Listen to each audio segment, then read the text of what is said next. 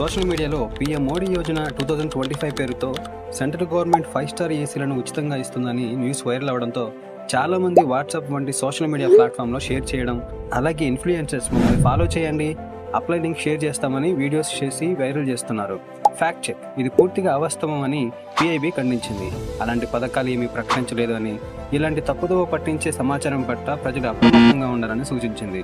అయితే ఉచిత పథకం లేనప్పటికీ పాత మరియు తక్కువ సామర్థ్యం కలిగిన ఏసీలకు 5 స్టార్ రేటింగ్ కలిగిన మోడల్కి మార్చుకుని ప్రోత్సహించే పథకాల గురించి చర్చలు జరిగాయని, దీని ద్వారా వేసవి కాలంలో విద్యుత్ వినియోగం తగ్గే అవకాశం ఉంది కాబట్టి ఆలోచిస్తున్నట్టు చెప్పింది. ఫ్యూచర్లో ఒకవేళ ఈ పథకం నిజంగానే వస్తే మన ఛానల్లో అప్డేట్ ఇస్తాను.